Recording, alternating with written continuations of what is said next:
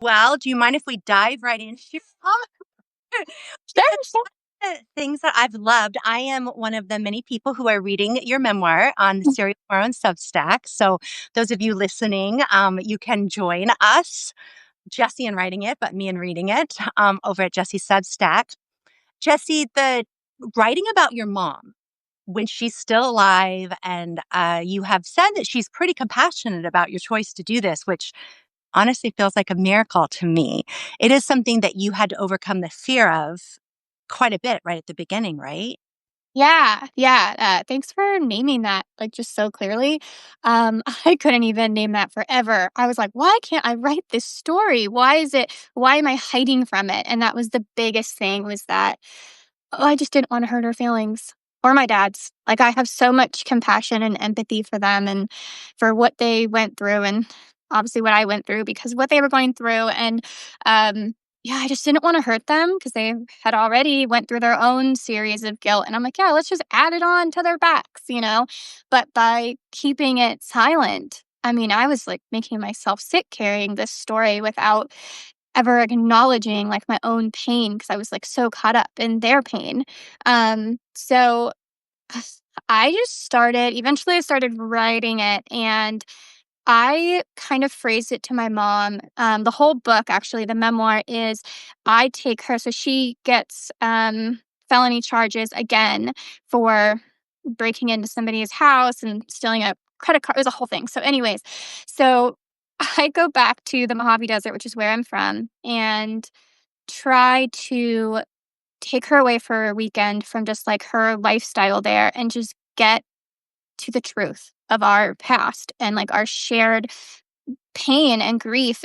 So the book goes back and forth in between these two narratives, us on the road trip, me trying to kind of excavate that past, and then into the past itself, which is like from my experience and from also hers. So I think because I was able to just talk to her as I was literally recording her and like interviewing her basically, but just, in the car or and I took her to Vegas, which is, I took her from one shithole to another. But it's like that's where she feels comfortable. So that's where I took her in order for her to like actually be able to get to the center of like what our life was. And yeah, I think having that after she shared all those stories, I think that was what built the trust. It not only built our connection in real time, and she saw just like my understanding of where she was coming from in that real time, those real time moments that once I actually sat down to write it, which took like 3 years, and then I gave it to her to read. I mean, she must have, at that time, I think she had, she was sober by the time I gave it to her, but not, had not been for very long. So, that was also one of the worries. I was like, "Oh, what is this gonna do? Where is it gonna take her?" But, my mom, she's really good at just disassociating, I guess, and that's probably part of what happened when she read it. She was like I'm sure, like, she said, like, a lot of it was hard to see that, she actually did those things, but, at the end of the day, she was just like, "I'm really proud of you," and, like, Wow. I knew from the beginning that, like, you would do something really great, and I was like and she even, like, because I gave her the manuscript, I printed it out and I gave it to her, and she wrote that on the back page. Yeah. Wow. Not everyone gets that. And I think, Yeah, and um, let's focus for just a moment on the writing process because I think that you had to overcome that fear. And thank goodness in your situation, you did not have to deal with the kinds of rejection that sometimes people get cut off from their families entirely for being the truth teller or being the storyteller or being the rat, depending on how you want to phrase that, for Mhm. for just daring to talk about the family at all. So when any of us are faced with that fear, we don't know that we're going to end up with the outcome that you got from that. S- I think that I think it's the same process regardless, though, because I we don't know at the end of that experience what anyone will think about our writing. Have you read any of Melissa Febos? Yeah, yeah, I love her work. Yeah, I recommend her. she go ahead. I What was recommend, that? but I Oh, wanted to yeah. say the thing is she talks about how it can really surprise you who is offended by people you think that you praised or you think that you represented. Hey, Jeff. I'm looking at the people in here. Yeah. Um, that that she says that sometimes it is people that we're trying to uplift or whatever who are upset because they don't feel that they were portrayed accurately. And I think that at the end of the day, honestly, our story and our perception of another person as a character in our story is never going to match the experience they had. That's just not possible. Because we're seeing from a different vantage point, and kids in the same household are raised in completely different households, even if they're similar or the same ages. There's a lot of fear, I think, to work through and to lean into in the process of writing. Yeah, and, I will say my mom is the only one of my family that's read it. So, I didn't give it to my dad. Like, I don't want him to read it because I'm just like, You don't need to go there, dad. It's fine. He carries enough guilt. If he wants to read it, I'll share it with him, but he never asks. As an act, I imagine, is of self preservation.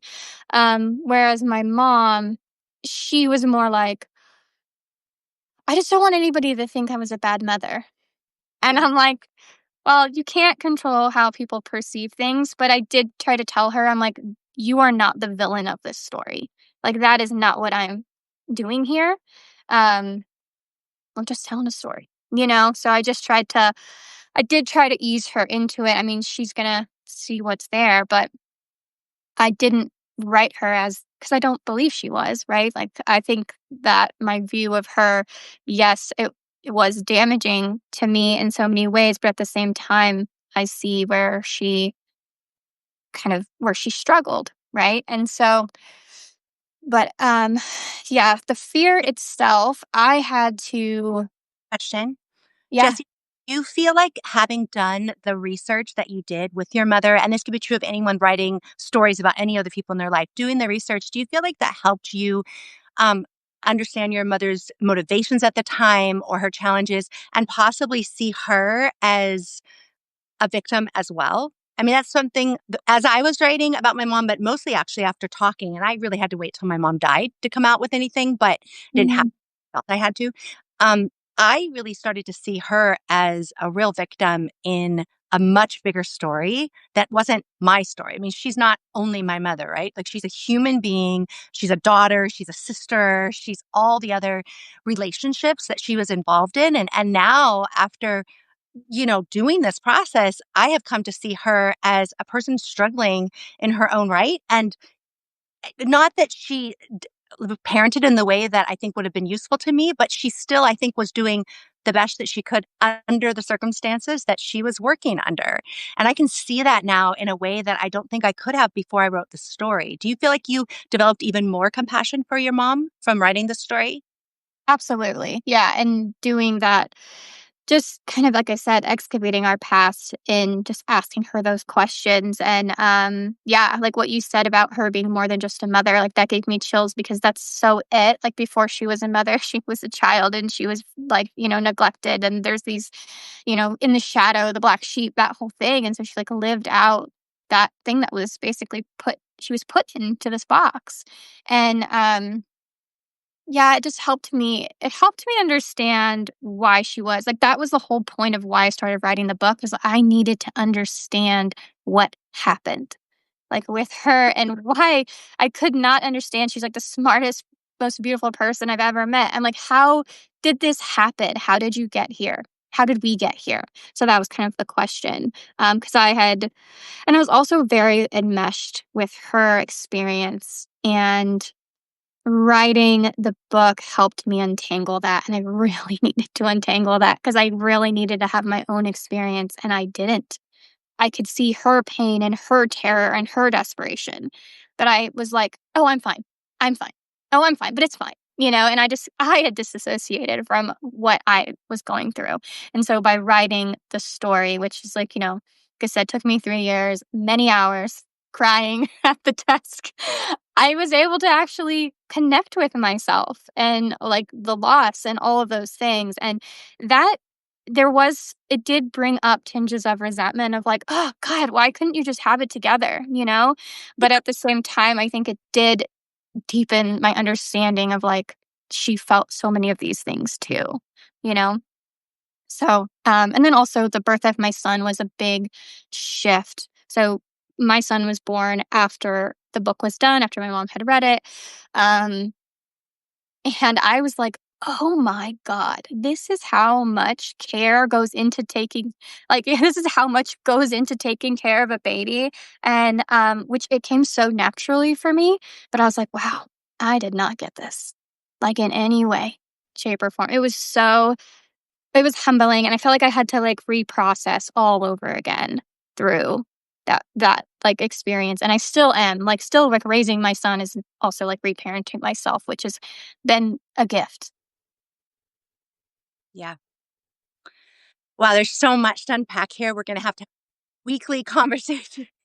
I'm ready.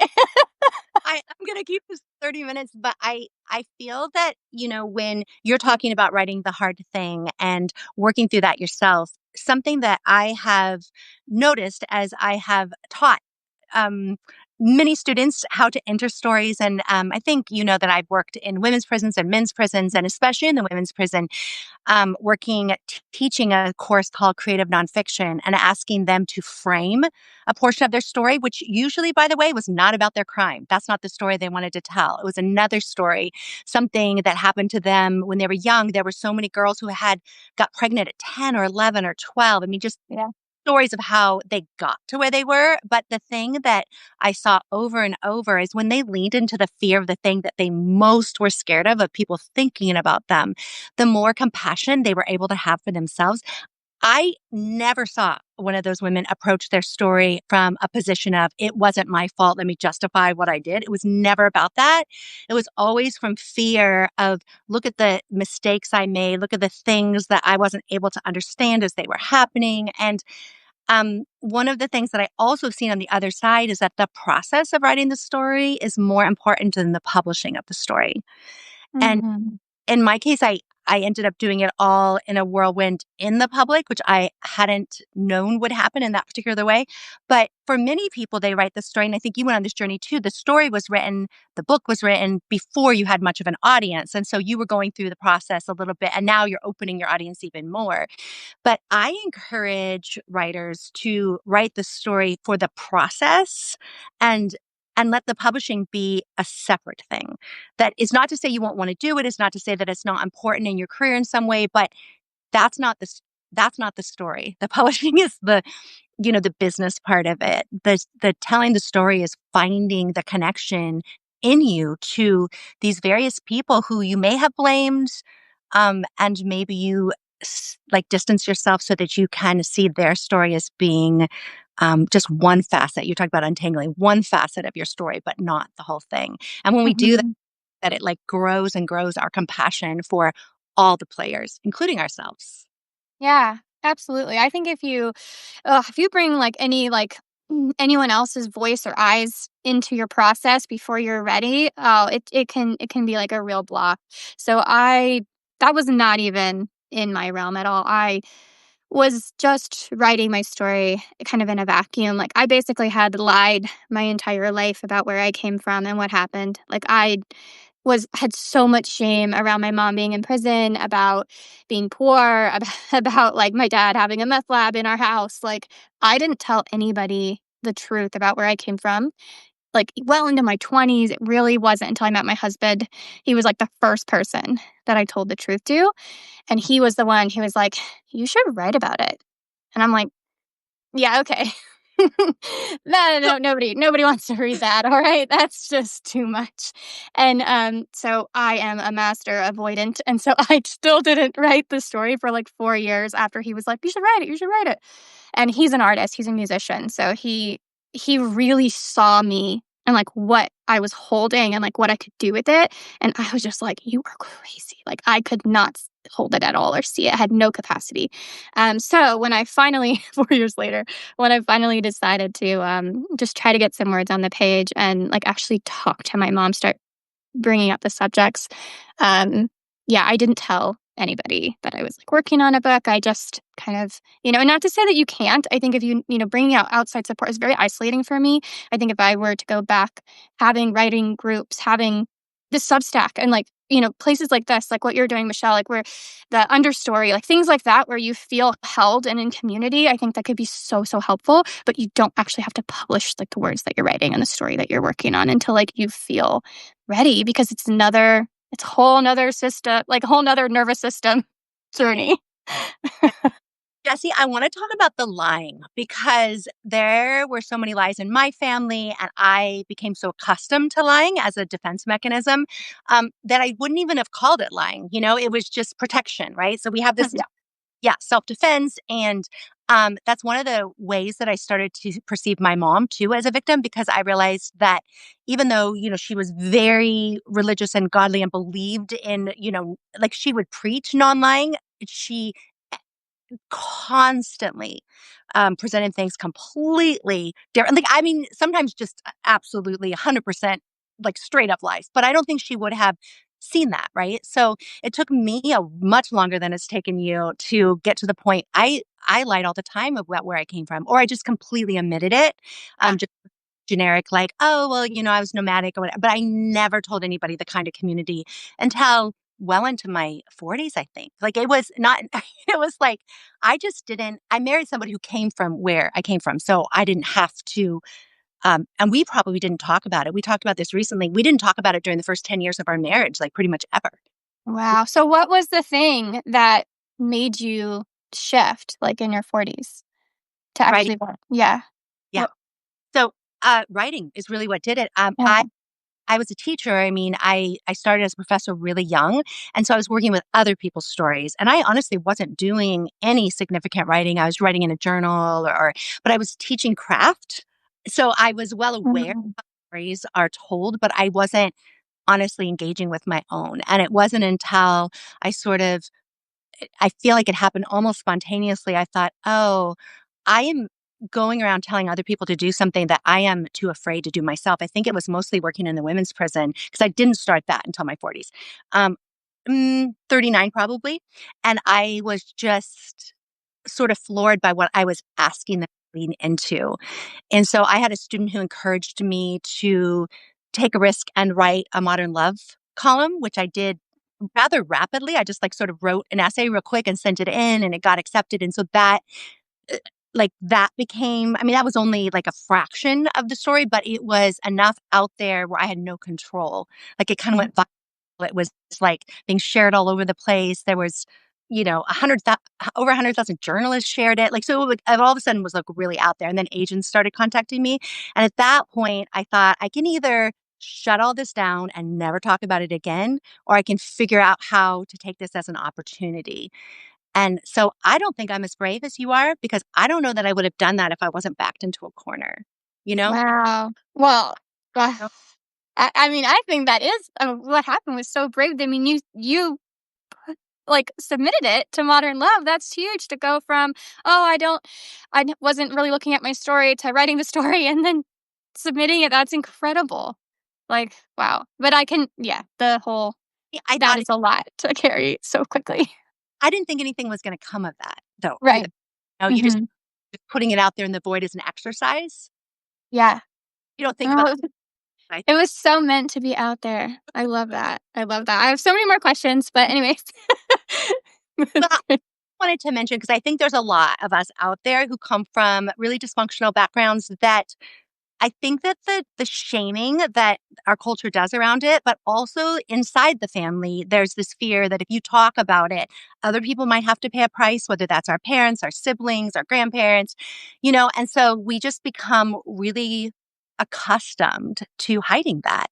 And and then I think that just layers and layers. Like, we start as very young children, probably pre-verbal hiding things, and then Mhm. continue, and then when we don't need to anymore, it's still very much a part of who we are, like that protective mechanism of like not talking about who our parents are or where we come from. I just read a story, it's fiction, but I think it's called The Bog. And it's this story. And anyway, she has been married to a man who doesn't know anything about her past for quite a while. And the central character is unable for quite a long time. And we don't know by the end what's going to happen to her marriage. She's separated. But because it's, but the point, I guess, that I'm touching on is that even this fictional character, she didn't recognize how much she was preventing her husband from knowing her because she wasn't talking about her past, right? Like Yeah.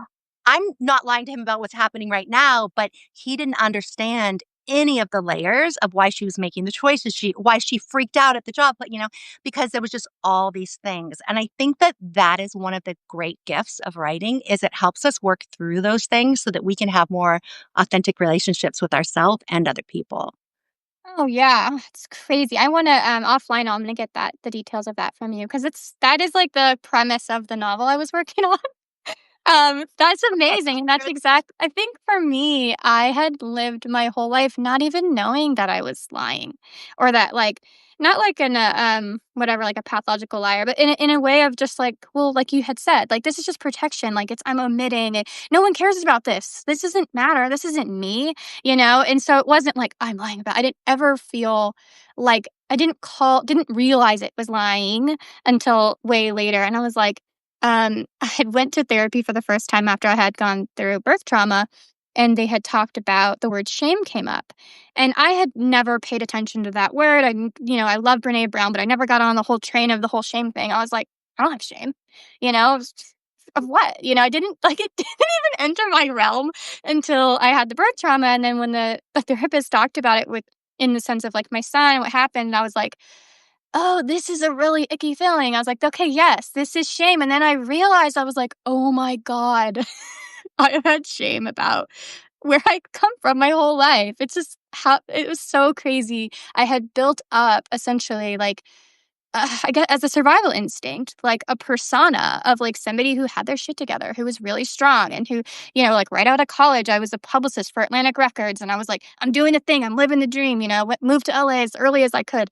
And, but I was still like, that was all just like facade in a way. I had just been bearing all of that stuff for so long.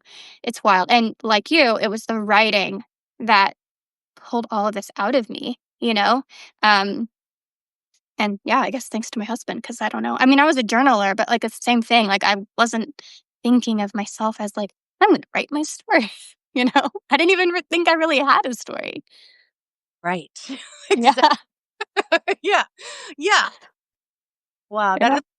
That is so well put, and I feel like there are so many people who are in similar situations, who really haven't come to terms with that yet, and it is I mean, I have no judgment on that because I was in that spot for so long, and even now, I ask myself, "What am I not being honest about? Like, what am I not recognizing? What do I not even see in my own Yeah. life?" And Yeah. it's Yeah, I've been really thinking about that a lot lately, like this concept of like the shadow and like what we kind of bury or hide from for to kind of like belong. And like that's been my whole thing. I just like wanted to like belong, And I felt so different from my family too. And I'm like, what? I felt like an alien.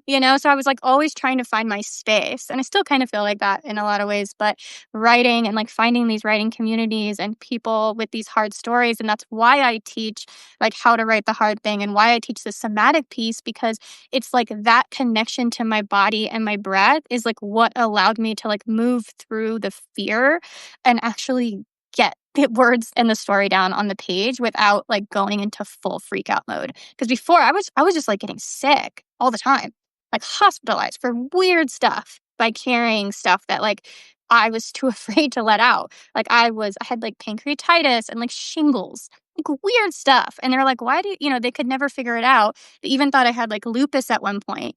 And it was stress. It was just that all that hiding and carrying that all by myself and not having a way to connect, just like completely disassociated from my body and what I needed. Um, so it's been like a long journey, but like writing and like that like somatic piece has been it's just like it's like truly saved my life. So And now actually putting the book out and finding people who are like they can see themselves in this story, and I know it's like a very specific story, but the feelings and that the shame and the hiding and all that stuff is and dealing with a parent who is struggling with addiction, excuse me, is all can be very universal. And, like, some of the greatest things people say is, like, it's not just, like, them seeing themselves in the story, but they're processing their own story through reading mine.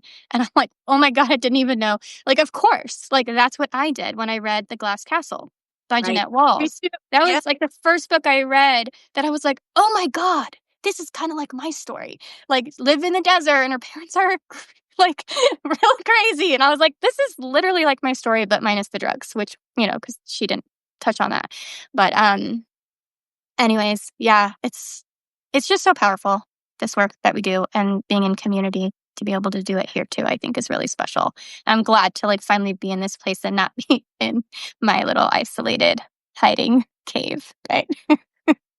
And this has given us an opportunity to meet each other and to be talking before we got to this place that we are speaking right now. And I just absolutely want to reiterate to our audience too that our listeners that the specificity of any story is kind of what makes it universal because Mhm. so many of the reasons we're shamed or so many of the reasons we hide is because we're like nobody understands this one thing, but the thing is all those like idiosyncrasies that might be incredibly unique to you just sort of show that all those other idiosyncrasies everywhere else they still come to the same thing. They still come to the shaming, to the hiding, to the feelings of alienation, and all the things that are really part of the human condition. And maybe not Mhm. extreme, with your particular parents, but there are so many people who had situations in school, so much sexual abuse and things that people blame themselves for when they're very young. I mean, or when they're older too, but there are just layers and layers of ways that we think nobody would understand this. And Mhm. learning to understand it ourselves, of having compassion for ourselves and putting it down. Eventually, if we do let someone read it, we find that it's a connector. It's not, I mean, it doesn't keep in the closet. It makes you like now have more relationships and more authentic relationships. Yeah, 100%. It's like a ripple effect too, in that resonance and that like vibration that connects. And I feel like yeah, it doesn't have to be the specific story or the specific truth, the same truth. It's just being able to share it at all and someone saying like, "Oh, they did that scary thing. If they can do it, maybe I can too." And I think that's like why I'm always like, right? The hard thing if it's asking to be written because it is so freeing. And then when you get to a place where you do feel like you can share it, that power of like reclaiming your story and your narrative, like in real time, like that just feels, it's just like, oh, there I am. It's like taking a breath for the first time, you know? Yes, absolutely. But think if you were scared of swimming, I don't know if you were ever scared to get or maybe like even for some people getting in the ocean, it is still a really difficult process at the beginning. Oh, Like that taking that breath makes you feel so alive and the connections, but like from the place where you're imagining doing it to the point where you start to exhale, it can take a minute, right? It can take a moment of like breathing over and over and over, maybe for months, maybe for a year, before you get to the point where it feels that you can, yeah, exhale and be at ease around your story. oh, absolutely. Thousands and thousands of breaths. Thousands of breaths before, yeah, you're not like for me, I still sometimes find my breath up here. I'm like, "Oh my gosh, take a deep breath. It's okay." You know? Yeah, it takes a long time and it could, everything does. Like there's no rush, right? Like we're not rushing our stories, we're not rushing our healing like that. We are here. Like that is why like we're here to just do the work and see what comes up. That's how I wasn't try I didn't have a goal. I didn't ever want to be published, and then once I spent 3 years on the thing, I was like, "Oh, is this something?" And of course, I have my husband in my ear who's like, "This is great. Oh, you gotta do this." So that's when I started trying to do the whole publishing thing, and, which just, taught me a lot for sure. And then that brings up like whole visibility piece, which I think can also be healing after spending like a lifetime hiding, and then being accepted in this hard story in such a like visible place, or like for you, like with the modern love thing, like that's huge. Yeah. I feel, as we're kind of closing this conversation, and I hope we'll pick up and have another conversation very soon. But it is interesting how similar our stories are, even though they're different. I mean, I was in the mountains in the high desert, but instead of drugs, it was religion, which I later began to see is very similar. Like high control cult religion is honestly, it is an addiction. It is so, Mhm. and it keeps like spiraling people outside of themselves and absolutely requires dissociation. So I had an autoimmune disease, still struggle with, that kind of thing. And just the opening and the opening and opening that you have to keep doing to keep yourself from self destructing is a real part of this. Yeah. Yeah, and I think you're right about the religion piece, like being yeah, I hadn't thought about that or heard that, but yeah. My grandparents who partly raised me were very religious, and, as a child, I loved it. I was like, "Great, stability, structure. I need this. I didn't have that in my life." So, they were like, these are the rules and these are the things," and I'm like, "Cool, something I can work with and somebody knows what they're doing." So that felt really safe to me, but I think that also was this feeling of like, "Oh, well, that means that you're good. That means, like, that's what makes a good person, or that's what makes a person who basically has their shit together," or whatever, and then but people like my parents, well, you can't be like that. So then I felt like I had to, like, align myself with this whole thing that didn't even actually resonate with me. I just didn't have any other parameters to, like, work within, you know? But yeah, it I don't know. My dad, ever since he got sober, he's on that journey of, religion, and I think I'm like, take what it from it, what you need. But I'm always like, don't lose yourself because you know, and like just still be you. It can be really like overpowering to fit within, that mold. So, anyways, that's a whole nother story. But Yes. anyways, thank you for having me, Michelle. Thank you for this conversation. And I look forward to talking more to you and reading more of your memoir really soon, every Oh, week. yeah, for a whole year. It's crazy. It's very dedicated. So thank you. Okay, well, I'll see you on Substack probably later Like, today.